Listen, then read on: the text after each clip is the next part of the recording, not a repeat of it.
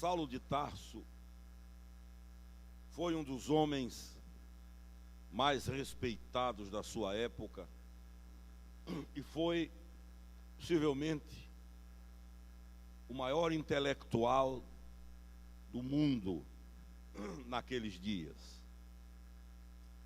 Flávio Josefo, historiador, informa que Saulo de Tarso foi formado em pelo menos 4 grandes universidades, pós-graduado aos pés de Gamaliel, o maior luminar daqueles dias.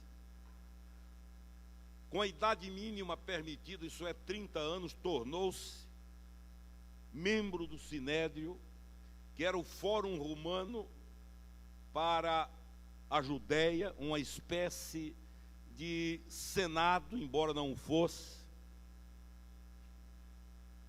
Tornou-se conhecido em toda a terra, tanto que os gregos que formavam o império cultural naqueles dias o convidaram para que fosse morar lá, para que fixasse residência naquela região de Atenas, de onde os pensamentos eram espalhados e irradiados para o mundo inteiro, como todos nós sabemos.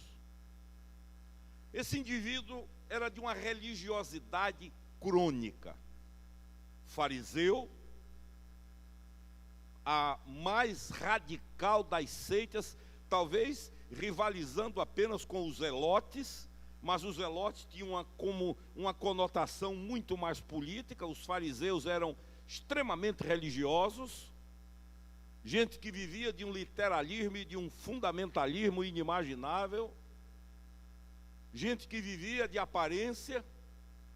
E esse foi um dos grandes choques de Jesus, porque eles pareciam, mas não eram, viviam paramentados com filactérios, com todas as definições possíveis da imagem, que não correspondia em nada a um coração que, segundo Jesus, era como um sepulcro, bonito por fora, mas morto por dentro. E Saulo, numa das suas viagens, indo a Damasco, com autorização dos sacerdotes para dizimar, para cortar pela raiz o cristianismo nascente, que eles chamavam de seita, ou pejorativamente de o caminho. É nessa viagem que ele tem o encontro que transformaria a sua vida para o resto da vida. Ele mesmo, no capítulo 9 de Atos, dá testemunho disso. É um encontro chocante que tornou-se o paradigma da genuína conversão. Primeiro, à luz da revelação, depois a queda de um homem soberbo, vaidoso, autossuficiente, e dizia o pastor José Rego do Nascimento, meu amigo de saudosa memória, Rego dizia: quando a barba do fariseu tocou o pó, ele entendeu a grandeza do Senhor Jesus Cristo. O Dr. Josh McDowell, no seu antológico livro Mais que um Carpinteiro, ele diz assim: não há como imaginar o sentido de um fariseu ajoelhar-se aos pés de um galileu. Esse é Saulo de Tarso, que torna-se depois Paulo, tem um nome mudado, sistematiza a fé cristã, faz com que toda a força da energia da revelação seja posta em canais distintos para uma melhor compreensão, e começa a espalhar esse cristianismo pelo mundo. É por influência dele, quando não por ele mesmo, que o cristianismo invade a Europa, o norte da África, vai à Escandinávia.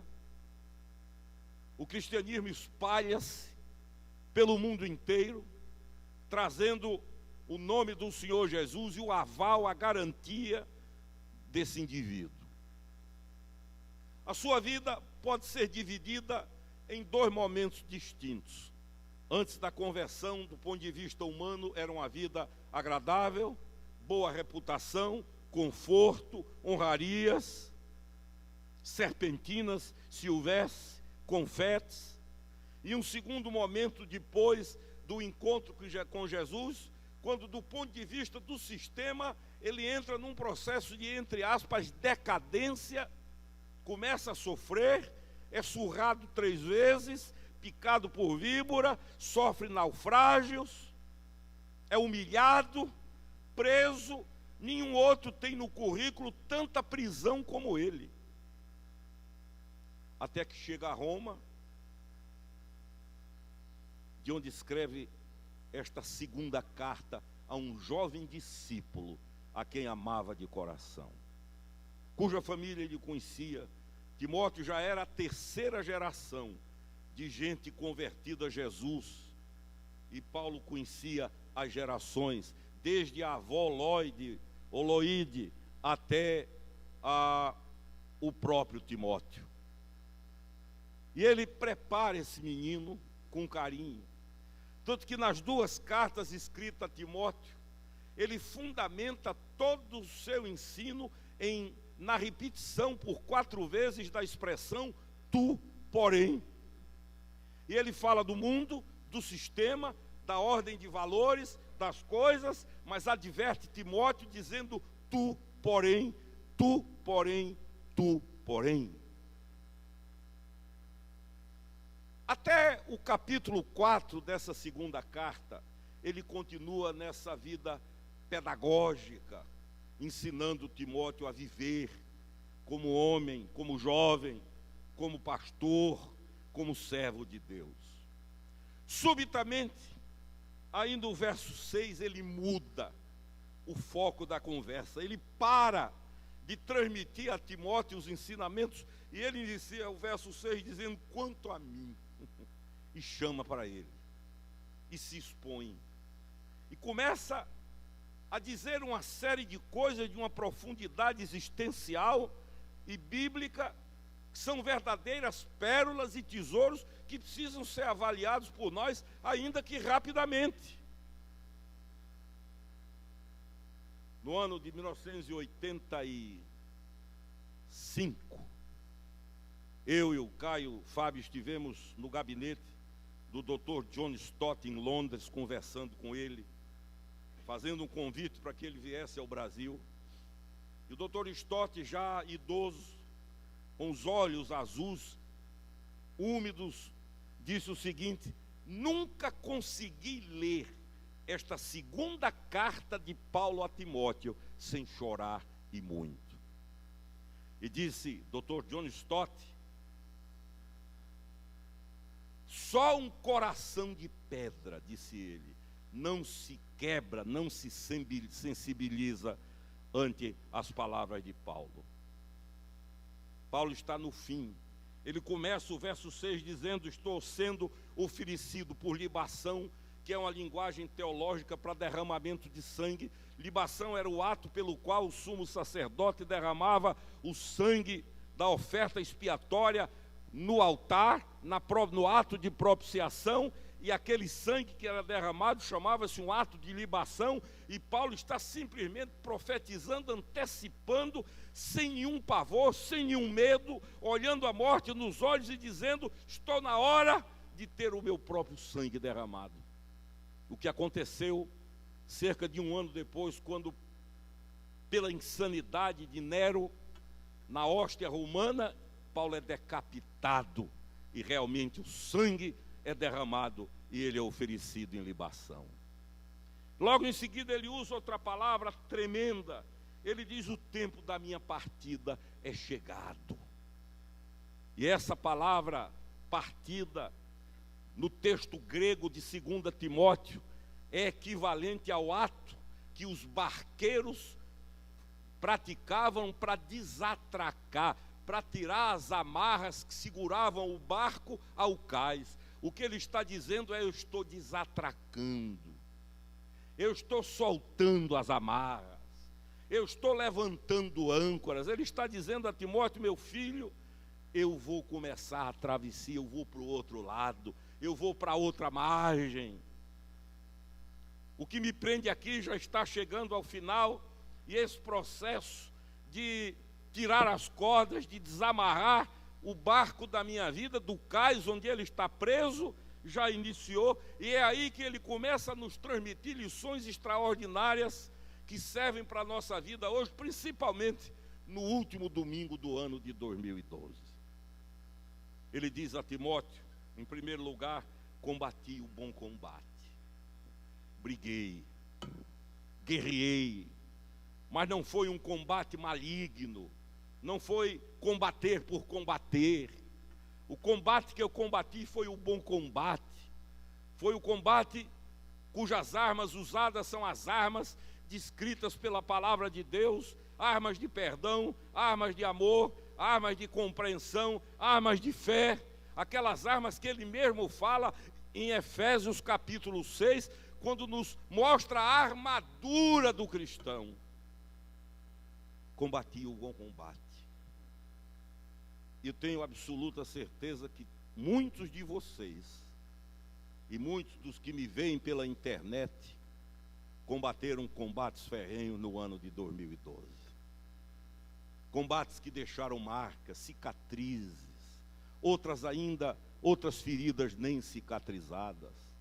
Combates no âmago da família, do seio da família, de pais e filhos, marido e esposa, de irmãos com irmãos, brigas sangrentas, desentendimento. A minha pergunta é, durante o ano de 2012, você também combateu o bom combate? E ele diz, acabei a carreira e guardei a fé. De modo que não apenas lutei, mas concluí, missão cumprida, fé preservada. E isso é ensinamento para o jovem Timóteo. Em segundo lugar, ele diz outra coisa que eu sei que muitos aqui sabem do que se trata. Ele diz, porque Demas, tendo amado o presente século, me abandonou, e foi para Tessalônica, Crescente para a Galácia, Tito para a Dalmácia, foi abandonado, deixado para trás, por gente que ele amava, por gente que ele confiava, por gente em cuja vida ele investiu, gente que ele discipulou, gente com quem ele trabalhou, gente a quem ele confiou tesouros da fé. Ele diz, foram embora, me deram as costas, me abandonaram, e eu não preciso ser nenhum vidente para afirmar que há muitos de vocês que podem olhar para mim agora e dizer, é verdade, eu também fui descartado e descartada, fui abandonado e abandonada, talvez não fisicamente, mas pelo esfriamento do relacionamento, pela morte da alma, pela lepra que tomou conta do coração, por um coração pedrado que já não sente, não transmite, não capta os sinais da linguagem do próprio amor. Muita gente que pode dizer, como Paulo, gente em quem eu investi, em quem eu confiei, gente que eu preparei, que eu capacitei, que eu armei, que eu habilitei, a quem dei o melhor de mim. E agora fui abandonado.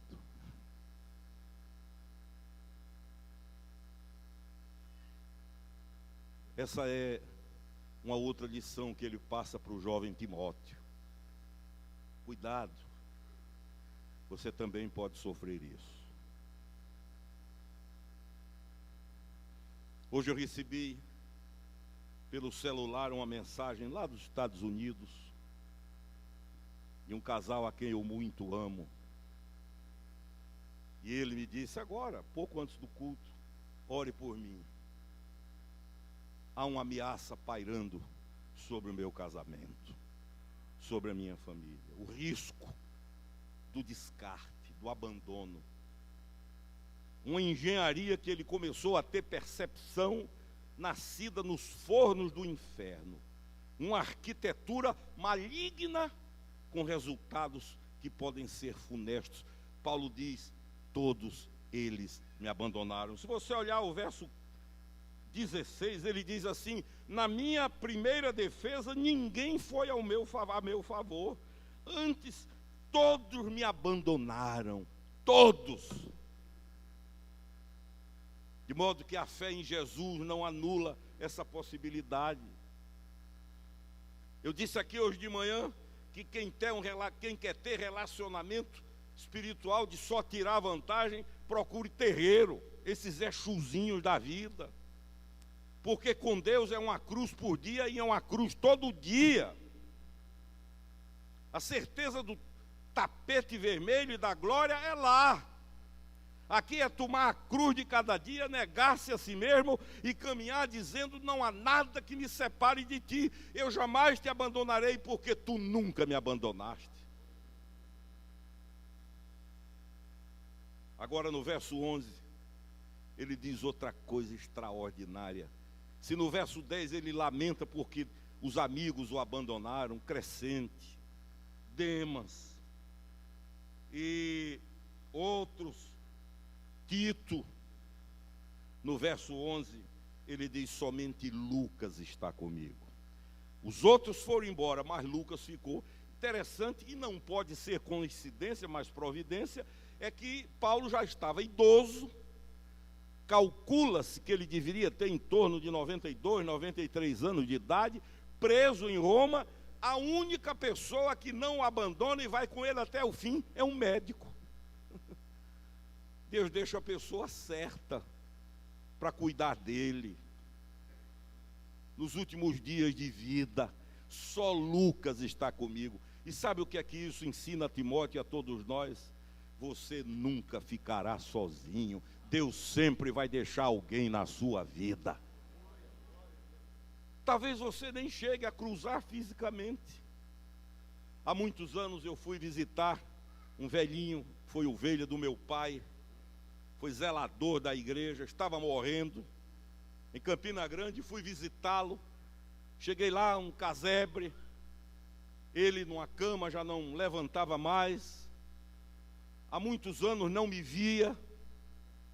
E quando eu comecei a conversar, ele olhou para mim e balbuciou o seguinte, ele disse: oro por você todos os dias. E ainda disse mais o seguinte: eu sei que você vive aí pelo mundo em avião, eu peço a Deus todo dia para que esses aviões não caiam. E eu saí de lá chocado num sentido glorioso, dizendo: meu Deus, quantos livramentos o Senhor já me deu em resposta às orações desse homem, eu não tinha a menor ideia. Pastor Reuel Feitosa, meu amigo, fundador do Desafio Jovem Peniel no Brasil e no mundo, foi à cidade de Apucarana, em Mato Grosso, pregar e foi convidado para visitar um velho pastor, já quase sem poder andar, idoso. E Reuel foi levado, começou a conversar com esse homem, e ele disse: espere aí um pouquinho. Foi lá dentro, andando com a bengala, com uma dificuldade horrorosa, voltou, trazendo na mão um caderno amarelo, de páginas amassadas, folheou e mostrou a Reuel: aqui está o seu nome, eu nunca lhe vi, nunca lhe encontrei, mas eu dobro os joelhos por você todas as madrugadas. Só Lucas está comigo. Você nunca vai ficar sozinho, escute bem. Se você é do Senhor, sempre vai haver um Lucas na sua vida. Vai surgir na hora certa, no lugar certo, no momento exato. Eu estava no aeroporto no exterior, embarcando para o Brasil, quando de longe olhei uma senhora que estava no check-in e desconfiei que conhecia, me aproximei e vi que conhecia. Cheguei junto dela, ela caiu no choro e disse: você é um anjo que Deus mandou para resolver um problema ali. E muitos, ou talvez alguns aqui, conheceram a missionária Lídia Almeida de Menezes. Há sempre um Lucas. Olha aqui para mim. Se eu e você, que somos pecadores, não abandonamos os que amamos, quanto mais Deus faria isso conosco. Ele sempre vai deixar alguém na hora mais difícil, como Lucas ficou com o apóstolo Paulo. Em quarto lugar, esse indivíduo às portas da morte, vai morrer, ainda tem apetite pela palavra de Deus. Olha o que ele diz a Timóteo: quando vier, traga a capa que deixei em Troade, na casa de Carpo, bem como os livros e os pergaminhos. Os pergaminhos eram um texto sagrado. Traga, vai morrer, está no fim, se acabando, mas ainda quer ler, aprender, encher a mente, se alimentar. É como se ele dissesse: enquanto eu puder ver, eu vou me alimentar da palavra de Deus. E ele está mostrando a esse menino o que é viver com Deus. E eu repito, ele está no fim da vida, ele está se ultimando, o barco está sendo desatracado. E logo em seguida ele faz menção de um xará meu, que era, me permitam a expressão bem paraibana, era um cabra muito ruim. Era daqueles aldênios que para a gente chamar de ruim tinha que melhorar muito. Latoeiro. Latoeiro é uma profissão que hoje praticamente não existe. Antigamente, no meu tempo de menino, era funileiro. De vez em quando a minha mãe mandava levar cuscuzeira para o funileiro desamassar. Hoje não tem mais isso, né? Esse xará aqui, e se eu encontrasse, acho que eu ia dizer o que disse Alexandre, o grande, a um soldado: mude de vida, meu filho, ou mude de nome. Esse indivíduo causa prejuízos, e é como se Paulo dissesse: prepare-se, porque vai ter na sua vida também. Num grupo de 12, houve um, num grupo de 12, escolhido a dedo por Jesus de Nazaré, havia um Judas, que durante 3 anos viveu camuflado. O único que sabia quem ele era Jesus, e mesmo assim não desmascarou, porque não é função de Deus apontar o dedo para a cara de ninguém. O que Deus nos ensina é que o mal por si se destrói. Você pode repetir isso comigo? O mal por si se destrói. Mais uma vez, o mal por si se destrói. Quem não crê vai destruir o mal e acaba se destruindo. O que Paulo está dizendo é: guarde-se dele, mas deixe com Deus. Quanto aos que o abandonaram, ele ora a Deus e diz assim: não ponha na conta de nenhum deles, não cobre deles o que eles fizeram de mal comigo. Isto chama-se saúde. Isto chama-se ser a imagem do Senhor Jesus na terra. O processo de construção de Deus em nossa vida dói. Todo mundo gosta de ouvir um testemunho, uma maravilha. Ah, que maravilha. Mas e o processo de construção? No Natal nós vimos o testemunho de Humberto e Sandra. 16 anos depois da separação, Deus restaurou a família e agradeceram publicamente ao Senhor. Mas o processo foi um processo de lágrimas, de dor, de choro, de abandono. O que Paulo está deixando claro é que Deus trabalha na nossa vida, às vezes com formão. C.S. Lewis dizia que o sofrimento é o formão com que Deus constrói a nossa vida. E C.S. Lewis, que era professor em Oxford, maior intelectual cristão do século XX, ele não acreditava na experiência. A tese dele era a seguinte: eu não preciso sofrer para aprender o que é sofrimento. Ele achava que uma boa teoria substituía a experiência, até que amou uma jovem enfermeira norte-americana, casou com ela e 3 anos depois ela morreu com um câncer fulminante nos ossos. E aí ele escreve um dos livros mais lindos de sua vida, Surpreendido pela Alegria. Quando ele pensava que era só luto, só dor, caminhando pelos campos do norte da Inglaterra, ele narra, olhando aquelas flores maravilhosas, ele é surpreendido pela alegria. O que ele chama de alegria é a pessoa do Senhor Jesus Cristo. Uma das coisas que eu mais acho extraordinária em Paulo é que tudo que ele sofreu não produziu uma grama de amargura, de dor sim, mas de amargura não, de azedume. Ele destila mel até o fim.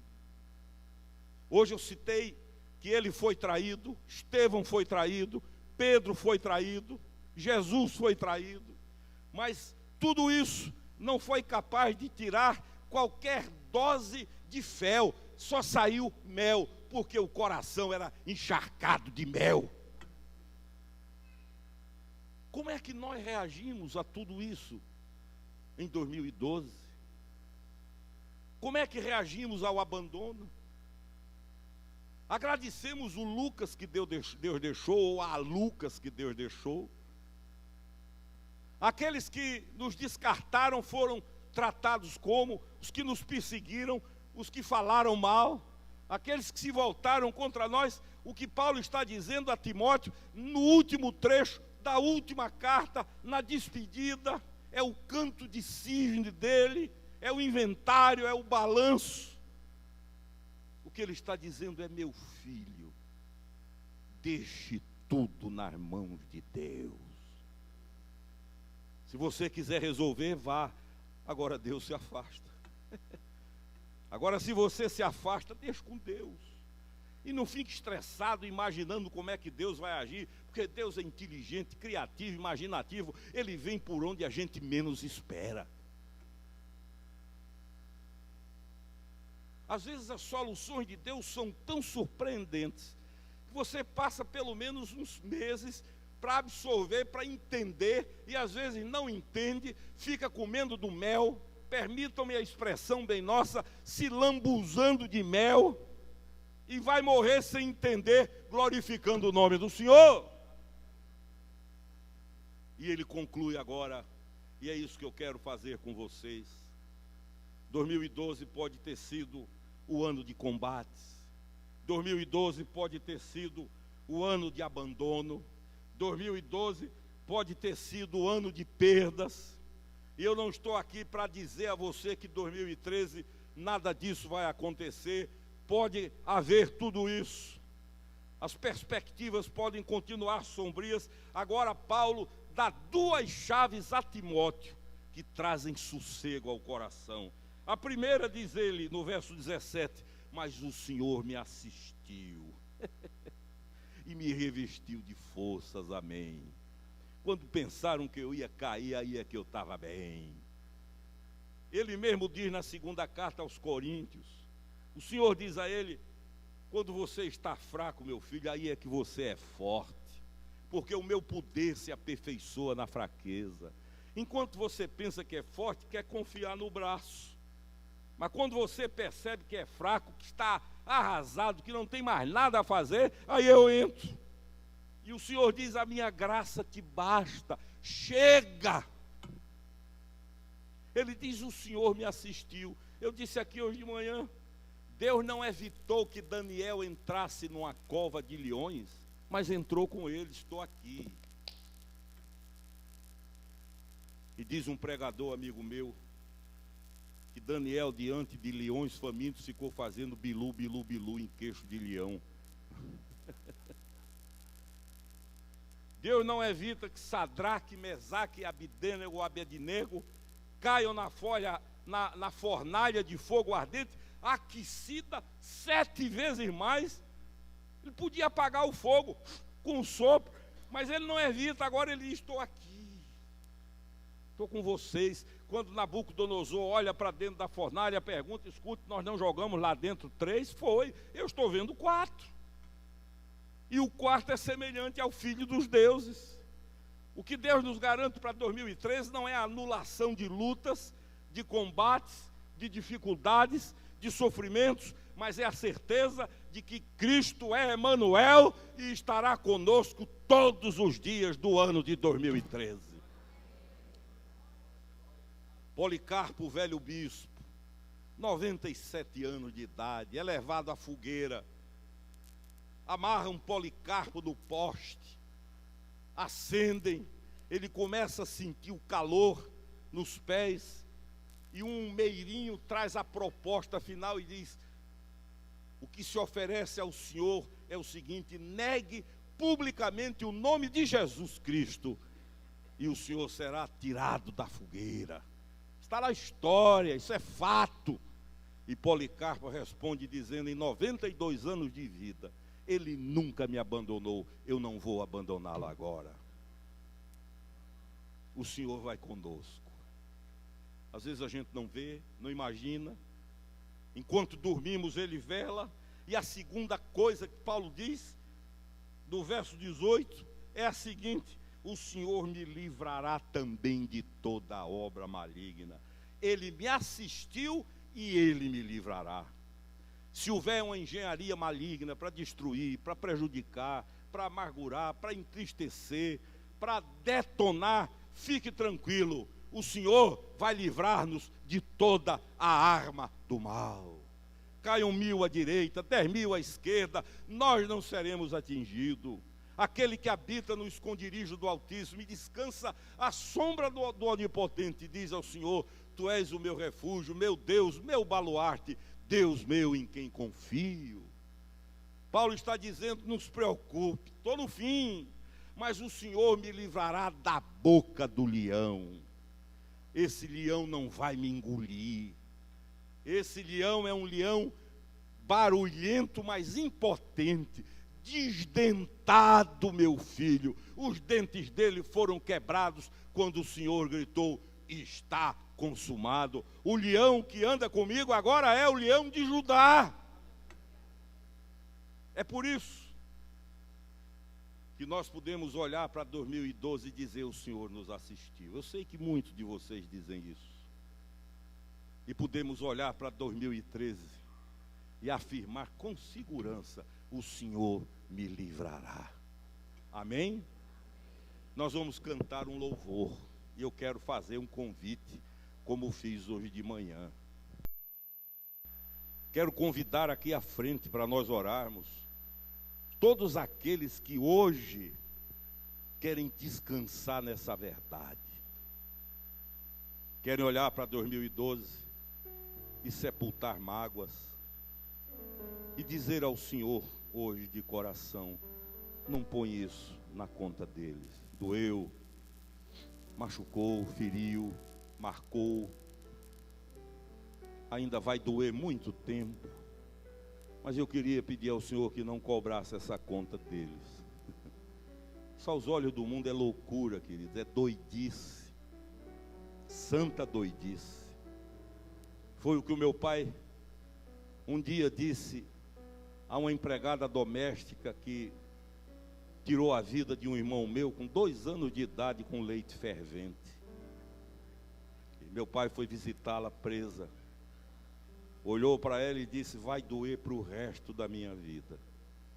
Você não tem ideia da dor, mas eu vim aqui para dizer que você está perdoada.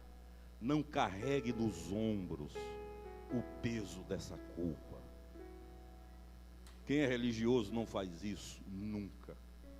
Só faz isso quem é de Jesus mesmo. Paulo diz: me fizeram muito mal. Quantas noites de sono deve ter perdido? Quantas lágrimas deve ter derramada? Mas ele diz: não ponha, Senhor, na conta deles. Foi o mesmo pedido de Estevão. Quando as pedras começaram a voar, Estevão diz a Deus: não lhes imputes esse mal. Isso é ficar parecido com Jesus. Isso é dizer: perdoa-lhes, porque não sabem o que fazem. E olhar para 2013 e afirmar no próprio coração: lutas virão. Não sou ingênuo, não sou ingênua, mas o mesmo Senhor que tem me assistido me livrará de todo o mal. Vamos cantar, e os que quiserem venham para cá e nós vamos orar em nome de Jesus.